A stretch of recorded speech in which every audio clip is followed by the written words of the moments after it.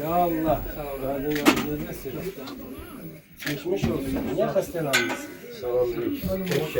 Niye böyle ameliyat oldunuz? Nezadır?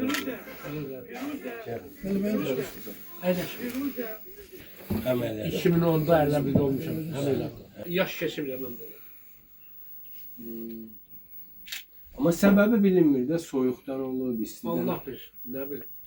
Həkimlər deyir ki 50 yaşdan yukarı yer bütün kişiler hamısını yoxlatmalı. İndi belə şey təzədən çıxır. Ne diyeyim? Yaxşı olar inşallah. Keçmiş olsun. Allah şəfa versin. İnşallah yaxşı olar.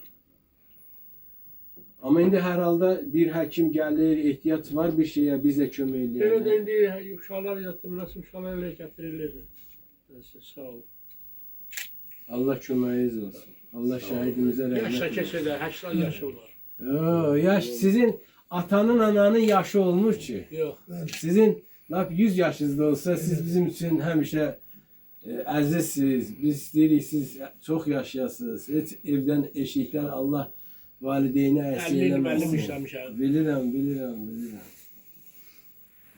Tək ki canınız sağ olsun. Tezliklə sağalasınız. İnşallah. Allah şəfa versin. Biz Birinin zaten biri. meyvə götürərik, maşında yeyərik. Başda bax bir dənə heyva götürürük. Çok sağ ol. Sağ ol, selamat. Çox səni yormayaq Çox da. sağ ol. Nə demişəm, nə lazım olsa gələndə Çok sağ ol. başda Çok sağ ol. Özündən müğayət. Razıyım senden. Sağ Allah ol. köməyin olsun. Allah şəhidimizə Sağ ol. rəhmət etsin. Sağ ol. Sağ ol. Peyğəmbərimizdən hədis var ha.